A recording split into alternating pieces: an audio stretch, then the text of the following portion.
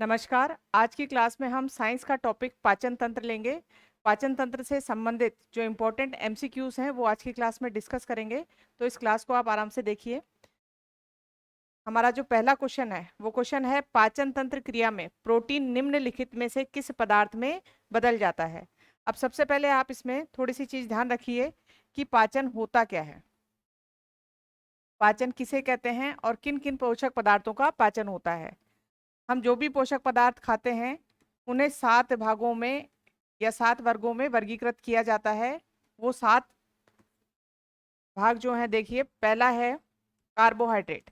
अनाज और मीठी चीजें जो भोजन में खाते हैं उनमें क्या पाया जाता है, कार्बोहाइड्रेट। तेल, घी, ये सब खाते हो चिकने पदार्थ, उसमें क्या होता है, वसा। और दाल, अंडा, दूध, दही या सोयाबीन वगैरह खाते हैं, उससे क्या प्राप्त होता है, प्रोटीन।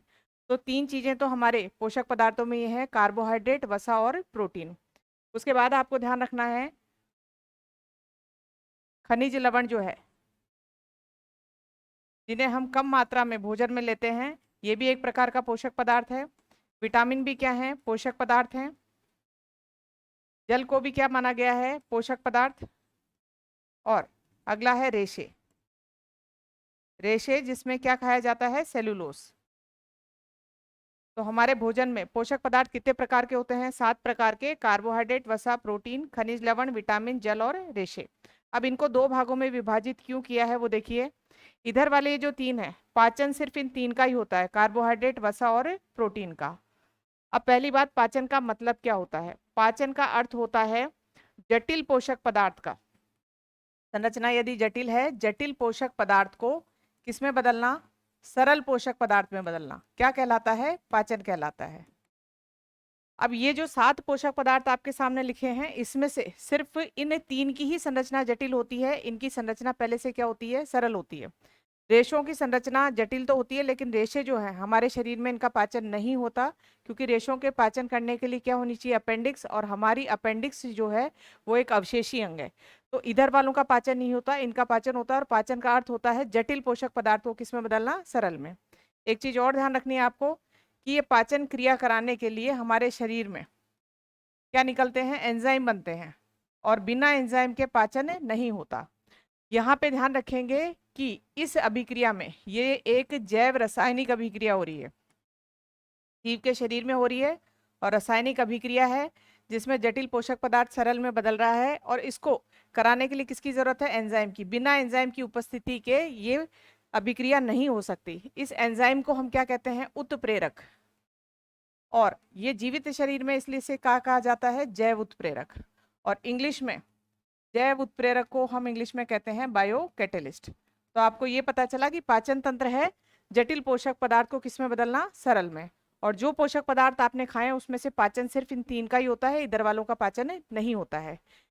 अब यहाँ ध्यान रखेंगे, इन 3 में से ये जो पोषक पदार्थ हैं, पहला वाला कार्बोहाइड्रेट, कार्बोहाइड्रेट पचने के बाद किसमें बदलता है, जो सरल पोषक पदार्थ है उसका नाम है ग्लूकोज। दूसरा लिख रखा है हमने वसा, वसा जो है पचने के बाद बदलता है वसीय अम्ल में। और प्रोटीन जो है वसा, वसीय अम्ल और ग्लिसरॉल में, 2 प्रोडक्ट बनते हैं। और प्रोटीन जो है वो पचने के बाद बदलता है अमीनो अम्ल में। तो इससे सारी चीजें आपको समझ में आ गई कि पोषक पदार्थ 7 खा रहे हैं, 3 का पाचन हो रहा है। पाचन का मतलब होता है जटिल पोषक पदार्थ का किसमें बदलना, सरल में। और पाचन के लिए किसकी आवश्यकता होती है, एंजाइम की। और एंजाइम हमारे शरीर का क्या कहलाते हैं, जैव उत्प्रेरक कहलाते हैं, क्योंकि ये अभिक्रिया कराने में सहायक होते हैं, बिना एंजाइम के पाचन नहीं हो सकता। और ये जो 3 पोषक पदार्थ हैं जिनका पाचन हो रहा है, उसमें कार्बोहाइड्रेट पच के किसमें बदलता है, ग्लूकोज में। वसा बदलता है वसीय अम्ल और ग्लिसरॉल में। और प्रोटीन बदलता है अमीनो अम्ल में। यहां से भी क्वेश्चन आते हैं कि निम्नलिखित में से किनका पाचन नहीं होता। 3 ऑप्शन ये दिए हुए होते हैं, चौथा कोई सा भी एक ऑप्शन दिया होगा तो इनका पाचन नहीं होता है। इसी के साथ एक क्वेश्चन और तैयार कर लीजिए आप। ये जो इधर वाले पोषक पदार्थ हैं, हमें जो ऊर्जा है इन्हीं से मिलेगी।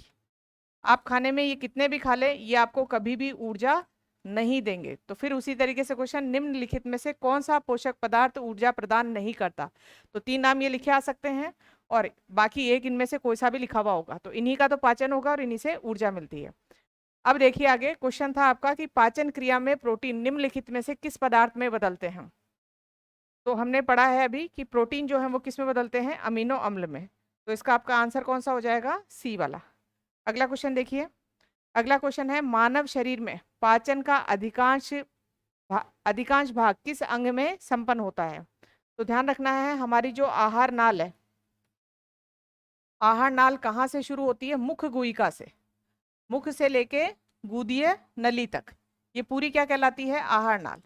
और यही पाइप जगह जगह इसके अलग अलग स्ट्रक्चर बन रहे हैं और इनके अलग अलग नाम है। जैसे शुरू में इसको कहा जाता है मुख गुहिका, फिर ये कहलाती है ग्रास नली, उसके बाद इसका नाम हो जाता है आमाशय, जिसे हम पेट कहते हैं, ये हो गया आमाशय। आमाशय के बाद आती है छोटी आंत, ये कौन सा अंग है, छोटी आंत। और छोटी आंत के बाद है बड़ी आंत। बड़ी आंत में ध्यान रखना है इसका नाम बड़ी इसलिए है क्योंकि इसका मुंह चौड़ा है, इस पाइप की चौड़ाई ज्यादा है या व्यास से ज्यादा है। और लास्ट में मलाशय और गुदीय नली, मलाशय गुदीय नली। अब आप देख रहे हैं यहां से मुख गुहिका से लेके यहाँ तक का जो पूरा पाइप है ये क्या कहलाता है, आहार नाल, इंग्लिश में बोलते हैं एलिमेंट्री कैनाल।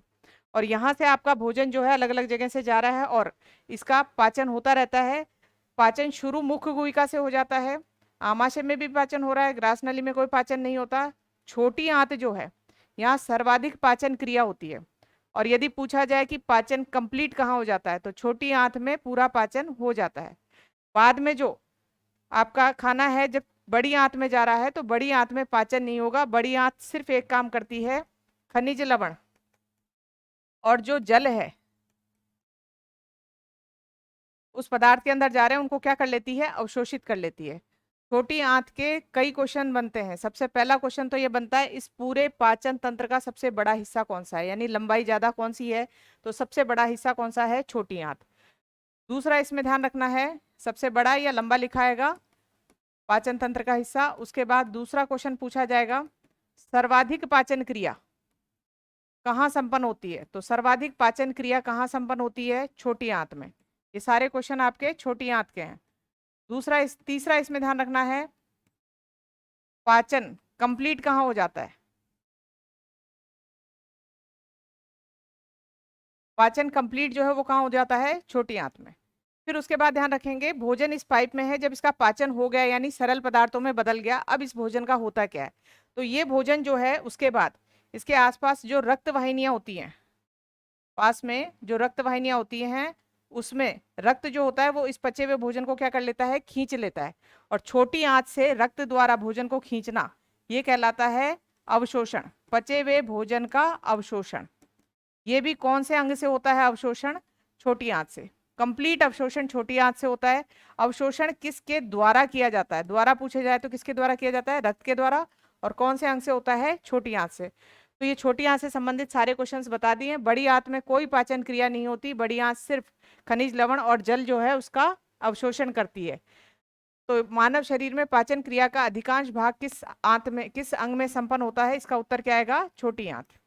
उसके बाद अगला देखिए, अगला क्वेश्चन है मनुष्य में पाचन क्रिया कहाँ प्रारंभ होती है। आप फिर इस चित्र को देखिए, मुख गुहिका जो है, मुख गुहिका में लार निकलती है और लार में दो एंजाइम पाए जाते हैं। लार जो निकल रही है उस लार में दो एंजाइम होते हैं, इसमें ज्यादा मात्रा तो जल की मिलेगी और दो प्रकार के एंजाइम पाए जाते हैं। उन एंजाइम के नाम देखते हैं। एक एंजाइम तो है अमाइलेज,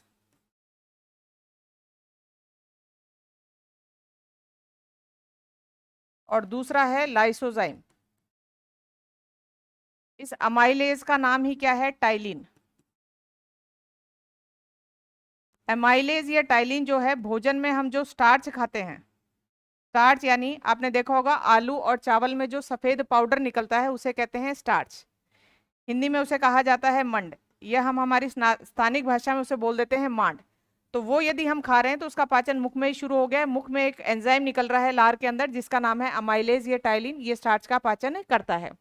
दूसरा एक एंजाइम निकल रहा है लाइसोजाइम, ये यदि मान लीजिए भोजन बासी हो गया और उसमें कोई जीवाणु वगैरह चले गए तो उनका भक्षण कर जाता है, उनको खत्म कर देता है। कौन सा एंजाइम, लाइसोजाइम।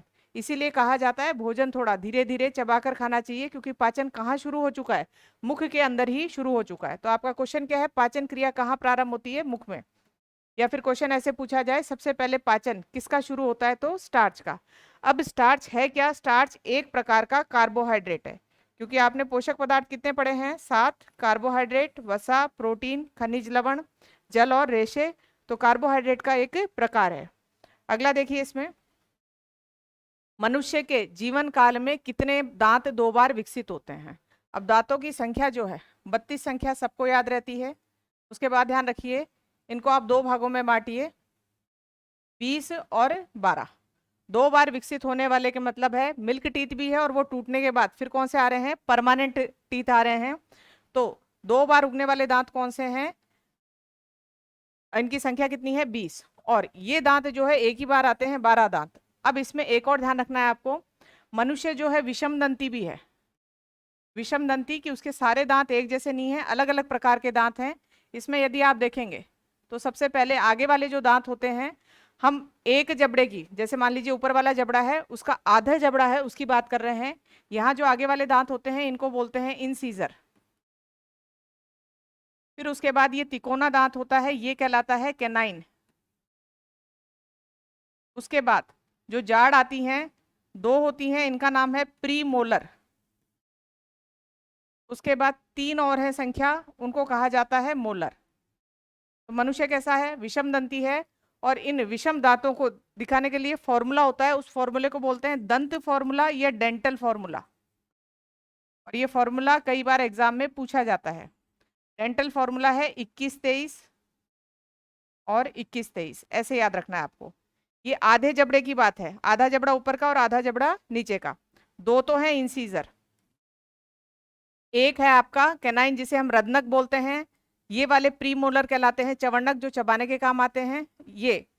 और ये कहलाते, ये भी चवन्नक कहलाते हैं। तो इसमें ध्यान रखिए आप, ये अग्र चवन्नक है और ये चवन्नक है। तो ये जो संख्या जो है आपकी पूरी कितनी आ जाती है, 32, क्योंकि ये एक जबड़े का बता रखा है ऊपर वाले का। इसको आप 2 से गुणा करेंगे, इसको भी आप 2 से गुणा करेंगे, कुल संख्या आपकी कितनी आ जाएगी, 32। तो ये तो है डेंटल फॉर्मूला किसके लिए, परमानेंट टीथ, यानी कुल कितने, 32 के लिए। लेकिन यदि आपसे पूछा जाए मिल्क टीथ, मिल्क टीथ जो है उसके लिए डेंटल फॉर्मूला बताओ, यानी बच्चों के मुंह में जो दांत हैं उसके लिए डेंटल फॉर्मूला आप देखेंगे तो ये आएगा 2102, 2102। अब आपको एक चीज पता चल रही होगी कि इनके पास इंसीजर आगे वाले 2 दांत हैं, रदनक भी है। उसके बाद जो प्री मोलर होता है अग्र चवंडक, वो बच्चों के मुंह में नहीं है।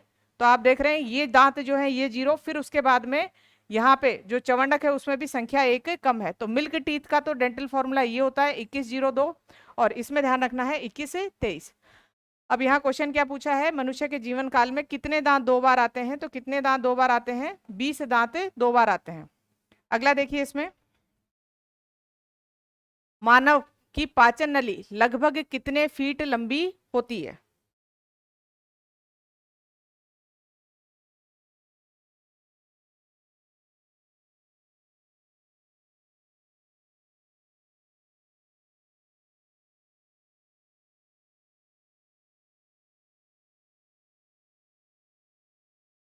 इसमें देखिए पाचन नली की बात कर रहे हैं, तो पाचन नली आपको फिर वही चित्र याद रखना है। पाचन नली यानी आहार नाल की बात है। मुख्य गुहिका से गुदीय नली तक ये जो पूरी पाइप है इसकी लंबाई पूछी जा रही है। तो ये हमारे शरीर में फोल्ड होके पड़ी रहती है पूरी। इसकी लगभग लंबाई यदि मीटर में बात करें तो कितनी रहती है, 9 मीटर के आसपास।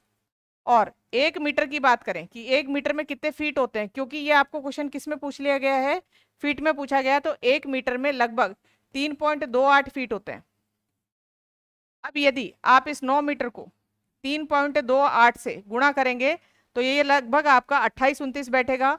और यहाँ 29 के आसपास यदि आप ऑप्शन देखेंगे तो ये तो है 16 फीट, ये 18 फीट, ये 22, और ये कौन सा है, 32 फीट। यानी लगभग ये जो पाचन नली है कितने फीट लंबी होती है, 32 फीट। अब इस पाचन नली में भी आपको बताया था सबसे लंबा हिस्सा जो है वो कौन सा है, छोटी आंत का है। तो इसकी भी लंबाई कई बार पूछी जाती है, और छोटी आंत की लंबाई लगभग होती है 6 से 7 मीटर। और ये क्वेश्चन पूछा जाता है पाचन तंत्र का सबसे लंबा हिस्सा कौन सा है? छोटी आंत। सर्वाधिक पाचन क्रिया कहाँ होती है? छोटी आंत। मुख में मंड या स्टार्च का शर्करा में पाचन किसके द्वारा किया जाता है? तो हमने पढ़ा था मुख के अंदर लार निकलती है, लार में जल और एंजाइम पाए जा रहे हैं, और वो एंजाइम दो भागों में विभाजित किए थे। एक तो था लाइसोजाइम और दूसरा एंजाइम था, उसका नाम था टाइलिन। और ये टाइलिन का काम था, लाइसोजाइम एंजाइम तो जीवाणु का भक्षण कर रहा है और टाइलिन का काम था स्टार्च का पाचन करना। टाइलिन का एक नाम और होता है अमाइलेज। अब एक बार इसके ऑप्शन देखिए आप, इसके ऑप्शन दो मिल रहे हैं, अमाइलेज भी है और कौन सा है? टाइलिन भी है। तो ये ऑप्शंस में थोड़ी गलती हुई है, आप इनको ध्यान रखिए। टाइलिन को दूसरा नाम उसका क्या है? अमाइलेज है। तो दोनों ही जो है मुख में मंडी का जो है वो शर्करा में पाचन करते हैं। अगला क्वेश्चन देखिए, पाचन तंत्र का कौन सा हिस्सा नहीं है? तो यहाँ ध्यान रखना है, यदि आपसे पूछा जाए कि पाचन तंत्र के हिस्से, तो पाचन तंत्र को हम दो भागों में विभाजित करते हैं। एक तो आता है पाचन तंत्र में आहार नाल, जो अभी आपको चित्र बना के बताया था, पूरी पाइप जो होती है वो पाचन तंत्र में आती है। दूसरा, इस आहार नाल में पाइप में ग्रंथियां रस डालती हैं और उस रस में ही क्या होते हैं? एंजाइम होते हैं, जो भोजन का क्या करते हैं? पाचन। क्योंकि आपको अभी बताया है भोजन को पचाने के लिए किसकी जरूरत होती है? एंजाइम की। बिना एंजाइम के भोजन का पाचन नहीं हो सकता। तो पाचन तंत्र कितने हिस्सों में बटा? दो में। एक तो वो पूरा पाइप जो हमने नाम पढ़े हैं, कौन कौन से हैं? मुख्य गुहिका, ग्रास नली, आमाशय, छोटी आंत, बड़ी आंत, मलाशय, गुदीय नली, ये तो सारा आपका आहार नाल है। और इसमें संबंधित ग्रंथियां यदि आप देखोगे तो कौन कौन सी ग्रंथियां हैं? सबसे पहले मुख्य के अंदर जो ग्रंथियां हैं उनका नाम है लार ग्रंथियां।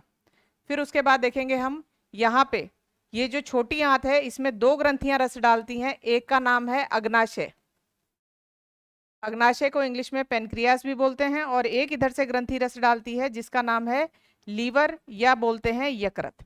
तो ये सभी पाचन तंत्र के अंग हैं। अब यहाँ आप क्वेश्चन देखिए, क्वेश्चन में दे रखा है आपको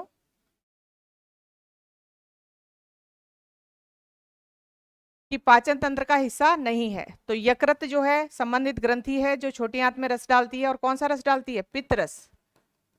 तो ये पाचन तंत्र का हिस्सा है। और पित्त रस डाल के जो है, यकृत के आगे एक अंग लगा होता है जिसका नाम है पित्ताशय, या इंग्लिश में इसे कहा जाता है गॉल ब्लैडर। ये पित्त रस जो है पित्ताशय के अंदर क्या रहता है? स्टोर रहता है। तो यहाँ पे भी जो है ये भी पाचन तंत्र का हिस्सा है। आंत हमने दोनों पढ़ ली, छोटी आंत बड़ी आंत किसका हिस्सा है? पाचन तंत्र का। कॉर्निया जो लिखा हुआ है, कॉर्निया आंख में सबसे आगे जो पारदर्शी झिल्ली लगी होती है उसको क्या कहते हैं? कॉर्निया। ये पाचन तंत्र का हिस्सा नहीं है।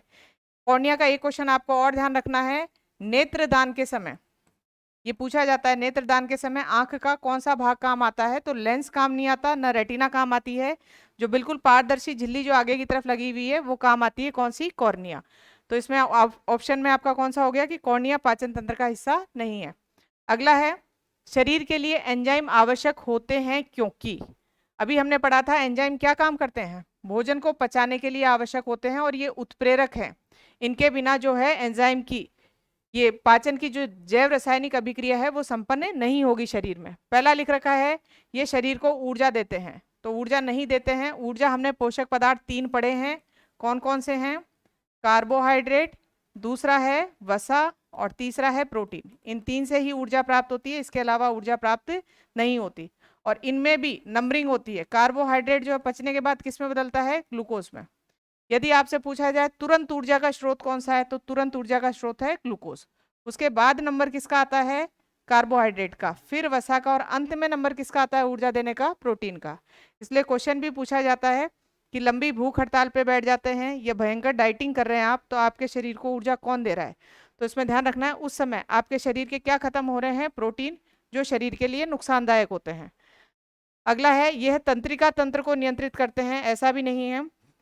तीसरा ऑप्शन जो है शरीर के रचनात्मक भाग हैं, ये भी नहीं है। चौथा ऑप्शन देखिए, ये जैव रासायनिक क्रियाओं के क्या हैं? उत्प्रेरक हैं।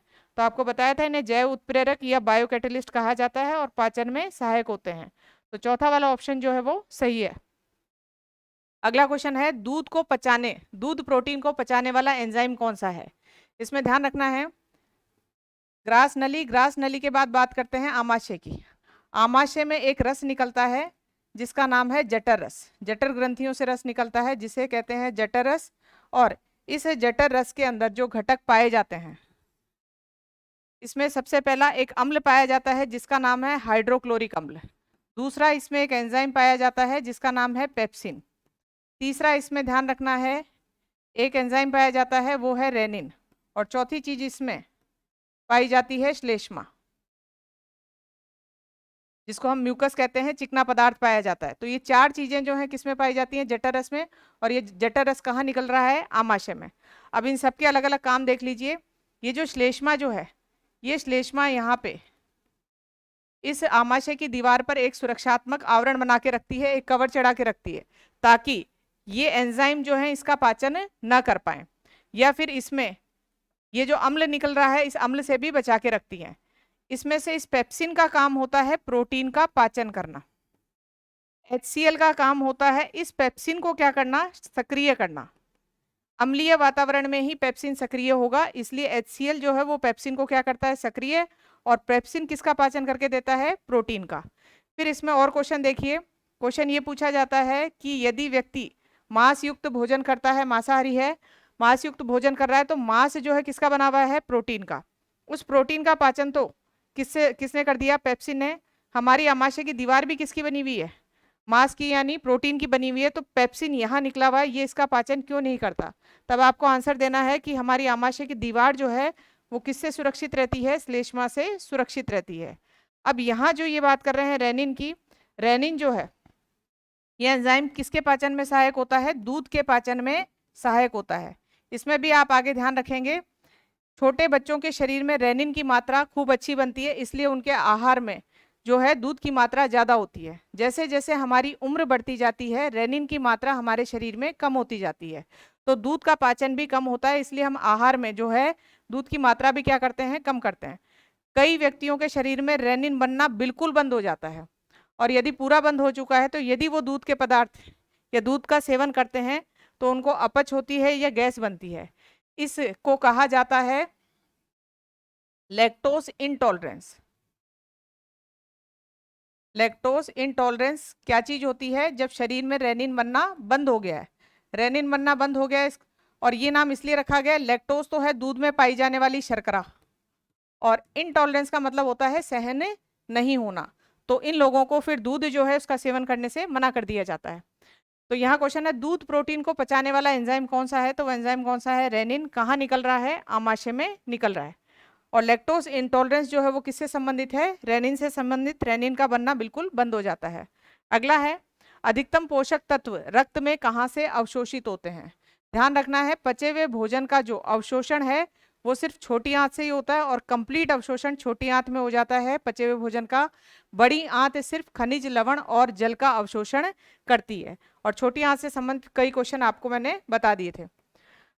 अगला देखिए क्वेश्चन है लार में कौन सा एंजाइम पाया जाता है। तो लार में हमने एंजाइम पढ़े टाइलिन, इसी टाइलिन का नाम था एमाइलेज, और एक पढ़ा था लाइजोजाइम। तो यहाँ पे खाली यही दे रखा है टाइलिन, जो कि किसका पाचन करता है, शर्करा मंड का पाचन करता है। अगला है पेट में भोजन को पचाने के लिए निम्नांकित में से किसकी खास आवश्यकता होती है। तो आपको प्रक्रिया बताई थी, पाचन का मतलब क्या होता है, जटिल पोषक पदार्थ जो है वो किस में बदल जाता है, सरल में, और जटिल का सरल में बदलना पाचन कहलाता है। और ये अभिक्रिया कराने के लिए किसकी आवश्यकता होती है, एंजाइम की। यदि आपका चैप्टर नहीं पढ़ा हुआ होता तो कई बार आप लगा देते हैं पानी की आवश्यकता होती है, नमक की। नमक से भोजन नहीं पचता, किससे पचता है, एंजाइम से। और एंजाइम हमारे शरीर में विभिन्न ग्रंथियां बना के देती हैं। उसके बाद अगला क्वेश्चन देखिए, लार किसके पाचन में सहायक होती है। तो लार किसके पाचन में सहायक होती है, स्टार्च के। अगला है मानव के आमाशय में अम्ल एक्स होता है जो भोजन के पाचन में सहायता करता है। ये एक्स कौन सा अम्ल है, अभी पढ़ा था हमने, कौन सा अम्ल है, हाइड्रोक्लोरिक अम्ल। और एक चीज और ध्यान रखनी है, कई बार ये आमाशय के अंदर जो हाइड्रोक्लोरिक अम्ल है ये ज्यादा बन जाता है। उसका कारण है हमारी जो खाने की हैबिट होती है वो गलत होने की वजह से लंबे समय तक भूखे रह जाते हैं, तो पेट के अंदर एसिडिटी हो जाती है। एसिडिटी जिसको हम हिंदी में बोल देते हैं अम्लीयता। अब एसिडिटी होने के कारण इस एसिडिटी को खत्म करने के लिए किसका सेवन करना होता है, सार का। सार में आप देखते होंगे हम लोग इनो पीते हैं एसिडिटी को। तो इनो के अंदर क्या है, सोडियम बाइकार्बोनेट यानी खाने वाला सोडा होता है। और एसिडिटी बहुत ज़्यादा हो जाती है तो डॉक्टर यदि आपको देते हैं एंटा एसिड, और उस एंटा एसिड में एक सफ़ेद गाढ़े रंग की दवाई होती है, उसमें जो लवण पाया जाता है वो होता है मैग्नीशियम सल्फेट, और ये बिल्कुल सफ़ेद रंग का दूध जैसा होता है, इसलिए इसे मिल्क ऑफ मैग्नीशिया भी कहा जाता है। मिल्क ऑफ मैग्नीशिया या मैग्नीशिया का दूध, ये क्वेश्चन एग्जाम में पूछे जाते हैं कि अम्लीयता को दूर करने के लिए कौन सा रसायन काम में लेते हैं, मिल्क ऑफ मैग्नीशिया। और ये अम्लीयता कहाँ, आमाशय में HCl ज़्यादा बनने से होती है। और ध्यान रखिए HCl ज़्यादा बनने से वो जो अभी आपको सुरक्षात्मक आवरण बताया था श्लेष्मा का, जो इस आमाशय की दीवार को सुरक्षित रखता है, वो भी उतर जाता है। और फिर जो पेप्सिन एंजाइम है वो जगह जगह से इस आमाशय की दीवार को क्या कर देता है, पचा देता है, क्योंकि पेप्सिन किसको पचाता है, प्रोटीन को। और यहाँ इनके पचाने की वजह से पेट में घाव बन जाते हैं, ये घाव जो हैं ये कहलाते हैं अल्सर, और ये पेप्सिन एंजाइम ने बनाए हैं, इसलिए इन्हें कहा जाता है पेप्टिक अल्सर। और अल्सर वाले व्यक्ति को कोई भी मसालेदार चीज़ें वगैरह खाता है तो उसको पेट में जलन महसूस होती है, तो एसिडिटी जो है लंबे समय तक रह जाए तो बाद में वो किस में बदल सकती है, अल्सर में। तो इसमें आपका उत्तर हो गया कौन सा, हाइड्रोक्लोरिक अम्ल। अगला क्वेश्चन देखिए, मानव शरीर में भोजन का रक्त द्वारा अवशोषण सर्वाधिक कहाँ होता है। क्वेश्चन रिपीट हो गया है, सर्वाधिक अवशोषण कहाँ पे होता है, छोटी आंत में। सर्वाधिक पाचन क्रिया भी कहाँ होती है, छोटी आंत में। और सबसे बड़ा हिस्सा जो है पाचन तंत्र का वो भी कौन सा है, छोटी आंत। बड़ी आंत का नाम ही बड़ी आंत है, उसमें पाइप का जो व्यास है वो ज्यादा है, इसलिए उसका नाम बड़ी आंत रख रखा है, लंबाई उसकी ज्यादा नहीं है। प्रोटीन का पाचन कहाँ से शुरू होता है, अब ध्यान रखिए, इसमें शुरू में हमने देखा था मुख्य गुहिका, यहाँ किसका पाचन हो रहा है, स्टार्च का। उसके बाद जो ग्रास नली है, इसका भी क्वेश्चन आता है एग्जाम में, ग्रास नली में कोई पाचन क्रिया नहीं होती। अगला जो पाचन तंत्र का अंग है वो कौन सा है, आमाशय। ग्रास नली सिर्फ एक संवहन मार्ग का काम करती है, भोजन को मुख से कहाँ पहुंचा देती है, आमाशय तक। आमाशय में अभी देखा हमने जठर रस में कौन सा एंजाइम निकल रहा था, पेप्सिन, वो किसका पाचन कर रहा था, प्रोटीन का। इसी आमाशय को इन्होंने, यहाँ पे आमाशय शब्द नहीं लिख रखा है, क्या लिख रखा है, उदर। तो प्रोटीन का पाचन कहाँ से शुरू होता है, उदर से शुरू होता है। अगला क्वेश्चन देखिए, आमाशय द्वारा स्रावित रस भोजन को आसानी से पचा लेते हैं, लेकिन आमाशय स्वयं इन पाचक रसों से अप्रभावित रहता है। अभी बताया था आपको कि जो आमाशय की दीवार है वो सुरक्षित रहती है, और उसके ऊपर एक चिकने पदार्थ की जो कवरिंग चढ़ी होती है उसका नाम है श्लेष्मा या म्यूकस। तो पहला वाला ऑप्शन जो है सही है, आमाशय की दीवार श्लेष्मा या म्यूकस के द्वारा सुरक्षित रहती है। और यदि ये श्लेष्मा उतर जाए और घाव बन जाते हैं तो उनको हम क्या बोलते हैं, पेप्टिक अल्सर। और एक चीज और ध्यान रखनी है, मिल्क ऑफ मैग्नीशिया एंटा एसिड के रूप में दिया जाता है। अगला है, पचे हुए भोजन में मौजूदा वैशिल्य पदार्थ का कौन सा अंग चूषण कर लेता है। तो इसमें ध्यान रखिए, वही जो आपके पाचन तंत्र के अंगों में भोजन जब चल रहा है, आमाशय से किस में जा रहा है, छोटी आंत में। तो यहाँ साइड में आपको बताया था एक ग्रंथि लगी हुई है, और उस ग्रंथि का नाम है यकृत। तो इस भोजन में से यदि कोई जहरीला पदार्थ चला गया है तो उसको कौन अवशोषित कर लेगा, यकृत। और इसमें एक क्वेश्चन और पूछा जाता है कि यदि किसी व्यक्ति की जहर खाकर मृत्यु हुई है तो किस अंग के रस से पता चलता है, वो जहर जो है कौन से अंग में होगा। तो यदि जहर खाकर ये पॉइजन लेके मृत्यु हुई है तो वो जहर कहाँ मिलेगा आपको, यकृत में। उसके बाद अगला क्वेश्चन देखिए, अगला है पेप्सिन क्या है। तो पेप्सिन एक प्रकार का क्या है, एंजाइम है। एग्जाम के अंदर आप कंफ्यूज हो जाते हो, एक होते हैं हार्मोन, एक होते हैं एंजाइम। एंजाइम तो किसमें सहायक हैं, पाचन में, और ये हमारे शरीर के क्या कहलाते हैं, जैव उत्प्रेरक। यहाँ जो लिख रखा है हार्मोन, ये हम अंतःस्रावी तंत्र में पढ़ते हैं, और अंतःस्रावी ग्रंथियां इनको स्रावित करती हैं। अंतःस्रावी ग्रंथियों द्वारा हार्मोन निकाले जाते हैं। हार्मोन हमारे शरीर के कैसे अणु होते हैं, संदेशवाहक अणु होते हैं। ये एक जगह से दूसरी जगह संदेश पहुंचाते हैं, और सभी अंगों के अंदर कंट्रोल एंड कोऑर्डिनेशन, जिसको हम कहते हैं नियंत्रण और समन्वय स्थापित करने में सहायक होते हैं। तो पाचन के लिए तो एंजाइम है, और हार्मोन जो है संदेशवाहक अणु है। यहाँ क्वेश्चन क्या पूछा गया है, पेप्सिन क्या है, तो पेप्सिन एक एंजाइम है। उसके बाद अगला है, पेप्सिन बदलता है। तो पेप्सिन, पहली बात आपको ध्यान है, प्रोटीन का पाचन है उसमें सहायक है। और प्रोटीन हमने पढ़ा था, तीन ही पोषक पदार्थों का पाचन हो रहा था, कार्बोहाइड्रेट, वसा और प्रोटीन। प्रोटीन पचने के बाद किस में बदल रहा था, अमीनो अम्ल में। लेकिन ये डायरेक्ट अमीनो अम्ल में नहीं बदलता है, बीच में एक स्टेज और आती है जिसको हम बोलते हैं पॉलीपेप्टाइड। प्रोटीन पहले किस में बदलता है, पॉलीपेप्टाइड में, और फिर उसके बाद किस में बदलता है, अमीनो अम्ल में। तो इसमें ध्यान रखेंगे आमाशय में जो पेप्सिन निकल रहा है वो पेप्सिन सिर्फ इतना ही काम करता है, इसको किस में बदल देता है, पॉलीपेप्टाइड में। फिर आमाशय से छोटी आंत में जब ये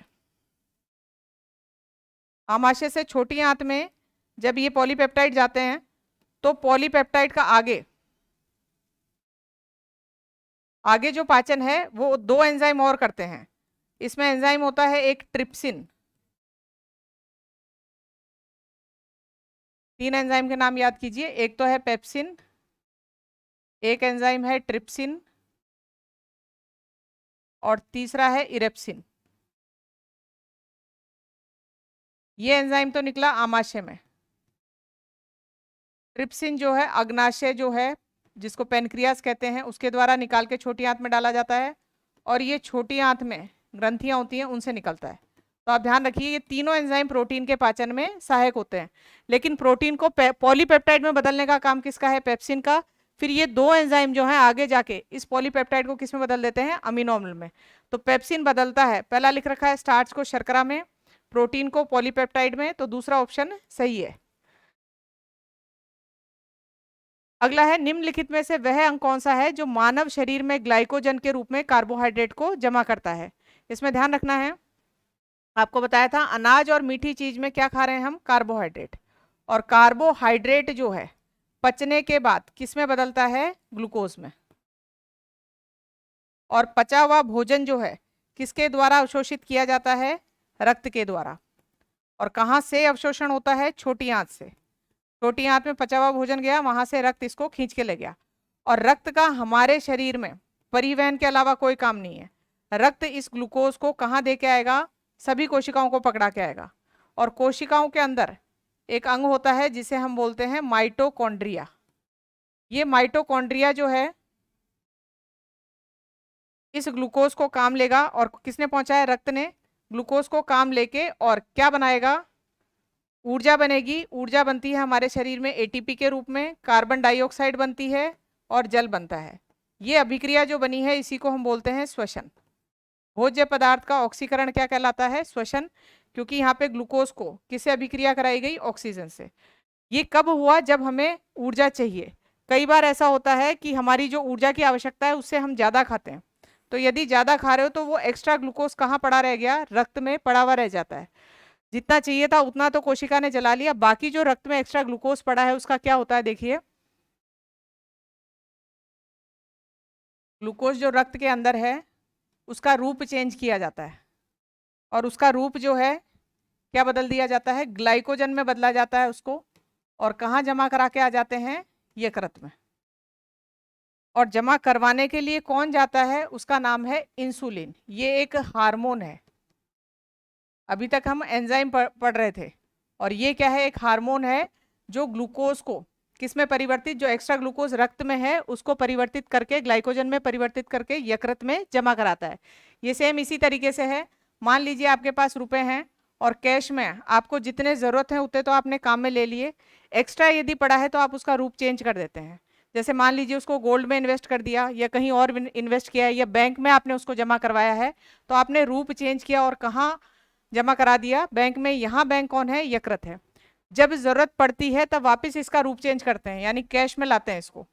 तो ग्लाइकोजन जब ऊर्जा की जरूरत पड़ती है, यानी किसी दिन खाना नहीं खाया है, तो यकृत में आपके जो ग्लाइकोजन स्टोर है वो वापस किस में बदलता है, ग्लूकोज में, और आपको ऊर्जा प्राप्त होती है।